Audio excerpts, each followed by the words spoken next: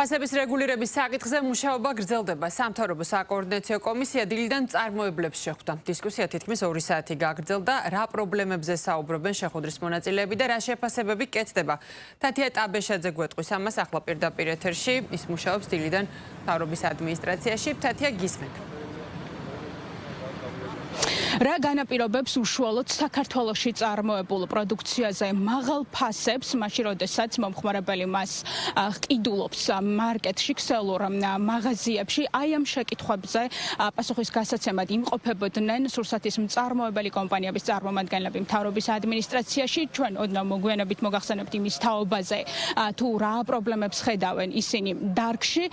მანამდე კი გეტყვით იმის შესახებ, რომ კომენტარი გააკეთა საქართველოს მთავრობის მეთაურმა ირაკლი კობახიძემ, რომელიც უძღვება უშუალოდ სამთავრობო კომისიას და რომლის შემადგენლობაშიც არიან სხვა შესაბამისი დარგის მინისტრები და რომლებმაც მოусმინეს დღეს მწარმოებელი კომპანიების წარმომადგენლებს, როგორც ირკვევა, ისინი ამბობენ, რომ პრობლემა არის უშუალოდ ქსელური მაღაზიების მხრიდან იმაში, რომ ისინი ითხოვენ საკმაოდ დიდ ფასნამაც, უფრო სწორად ეგრეთ წოდებულ cashbacks, რაც ნიშნავს იმას, რომ გაყიდული პროდუქციიდან გარდა იმისა, რომ ისინი ითხოვენ დახზე განთავსებისთვის სარგებელს, ასევე გაყიდული პროდუქციიდანაც ისინი გარკვეულ პროცენტს იღებენ. ამ თემასთან დაკავშირებით დღეს, როგორც უკვე გითხარით, გააკეთა საქართველოს პრემიერ-მინისტრმა კომენტარი და თქვა, რომ ბიზნესი არის თავისუფალი, მაღალია თავისუფლების ხარისხი, თუმცა სოციალური პასუხისმგებლობის გათვალისწინებით საჭირო არის, რომ ფასების რეგულირება მოხდეს. ჩვენ გვაქვს რაც პირველად ინფორმაცია იმასთან დაკავშირებით, რომ არსებული თამაშის წესები ბაზარზე გარკვეულწილად ხელს უშლის ქართულ მწარმოებლებს, რომ უზრუნველყონ საკუთარი პროდუქციის ადანადოდ რეალიზაცია ქართულ სივრცეში, ჩვენ ქსელურ მარკეტებში. მთლიანობაში ფასნამატი საქართველოს საზღვრიდან თარომდე შეადგენს 86%. აქ არ შედის არც ერთი გადასახადი, ესეც რომ დავაზუსტოთ, არც იმპორტის გადასახადი, არც TGG. ეს არის სუფთა ფასნამატი, რაც წარმოიქმნება დისტრიბუციის დონეზე და შემდეგ უკვე ქსელურ მარკეტებში. შესაბამისად მიგვაჩნია, რომ ეს ფასნამატი საკმაოდ მაღალია, ჩვენ ნახეთ მაგალითად საბითუმო და თაროს ფასებს შორის როგორია სხვაობა ევროპის ქვეყნებში, როგორც წესი 20-დან 30%-მდე მერყეობს ფასნამატი.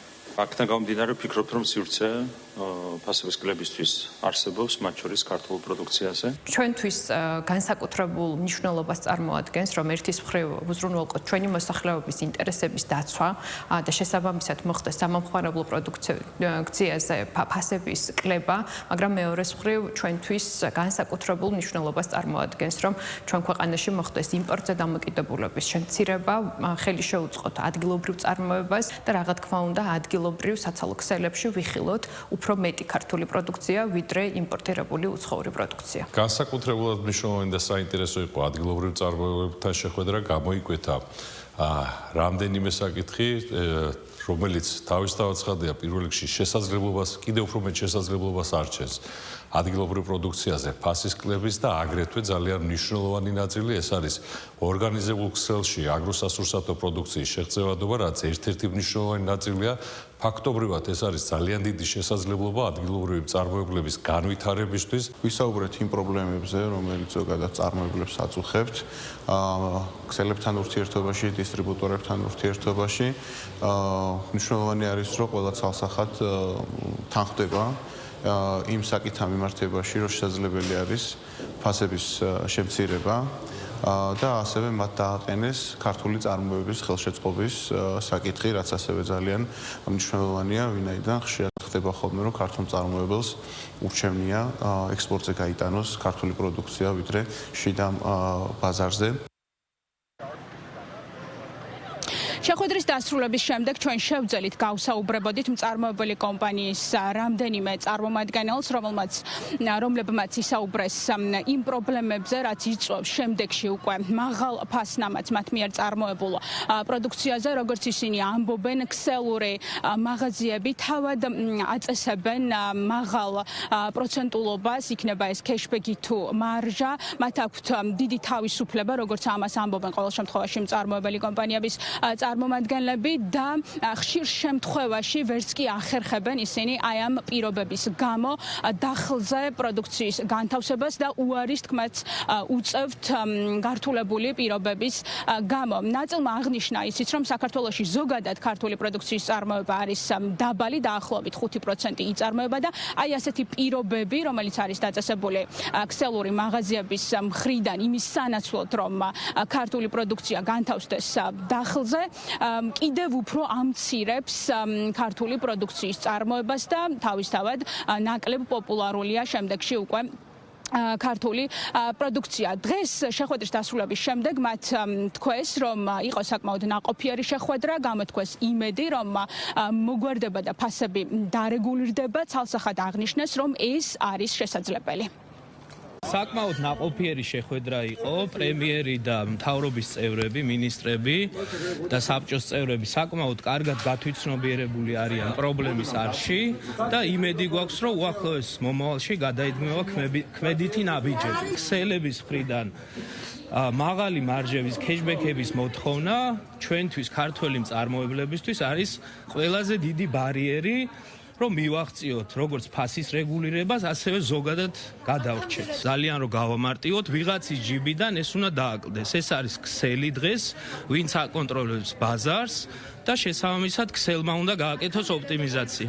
ჩვენ შემთხვევაში, როდესაც წარმოებლები დამოკიდებული ვართ საცალო ქსელებზე, მათთან რეალიზაციის თვალსაზრისით, ეს არის მათთან ჩვენი ურთიერთობის პრობლემა. ანუ ის პირობები, რასაც ისინი აყენებენ, იმისათვის, რომ ჩვენი პროდუქტი განვათავსოთ მათთან თაროებს.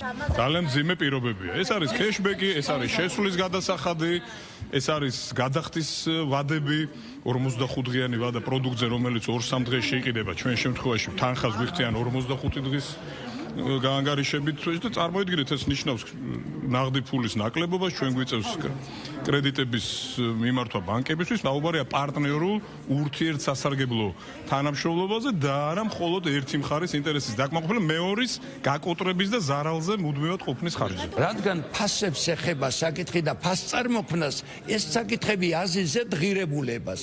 ესე იგი, ჩვენ თუ არ დავწიეთ ღირებულება, ფასი ეხლა ღირებულების დაწევას თავისი ფაქტორები აქვს, უამრავი ფაქტორი აქვს. აი ცოტა ღირებულება უნდა დავწიოთ, დაბალი იქნება ღირებულება, ფასიც იქნება დაბალი. არის ბრიტანული მოდელი, არის ფრანგული მოდელი, არის რუსული მოდელი, არის სხვადასხვა მოდელები არსებობს, როგორ დაიცავს შენ ადგილობრივ წარმოებას, თქვა ბრიტანეთმა უარი თქვა და არ იცავს ადგილ წარმოებას და პრაქტიკულად განადგურებული აქვს თავისუფლის მეურნეობა, მაგრამ ამ გზით უნდა და მიეღწია დაბალი ფასებისთვის ქვეყანაში. ნაწილობრივ მიაღწიეს თავიანთ გეგმას, მაგრამ უბრალოდ აღარ არსებობს ადგილობრივი წარმოება. რო გითხრათ, მე არ ვიცი მსოფლიოში ესეთი რეცეპტი, რომ აი ესე გავაკეთოთ და კარგად იქნება საქმე. ძალიან ფაქიზელი თემა, ადვილი თემა არ იქნება. ასაც მე თქვი კიდევაც რომ ეს არ არის ადვილი და ჩემი რჩევა იყო, რომ 10-15 მსხვილი ბიზნესის წარმომადგენელი ჩაერთოს, რომ თავიანთი გეგმა დადონ.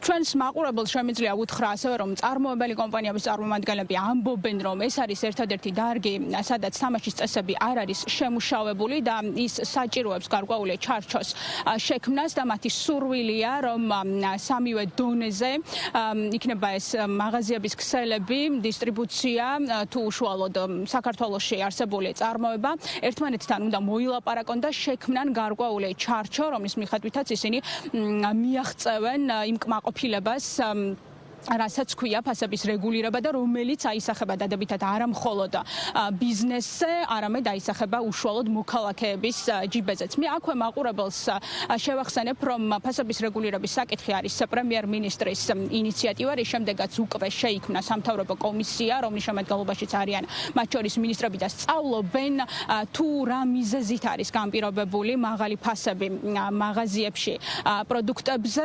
გასულ კვირაში აქ იმყოფებოდნენ სადისტრიბუციო კომპანიების წარმომადგენლები და გაირკვა, რომ 86%-ით არის ფასნამატი ქვეყანაში პროდუქტის შემოტანიდან დახლზე განთავსებამდე, მაშინ როდესაც ევროპის ერთ-ერთ წამყვან ქვეყანაში გერმანიაში მაგალითად ეს არის 20-30%. აქვე ვიტყვი, რომ იგეგმება პარლამენტში კომისიის შექმნა, რომელიც ანალოგიურად იმუშავებს საკანონმდებლო ჩარჩოს შესაქმნელად იმისთვის, რომ მიღწეული იქნას ფასების რეგულირება. მიმდინარე კვირის განმავლობაში შემთხვევაში კი დავაანონსებ, რომ დაგეგმილია ასევე ფარმაცევტული კომპანიების წარმომადგენლებთან და საწვავის სადისტრიბუციო კომპანიების წარმომადგენლებთან შეხვედრა. მადლობა თათია ტაბეშაძე იყო თემის დეტალებით პირდაპირ ეთერში.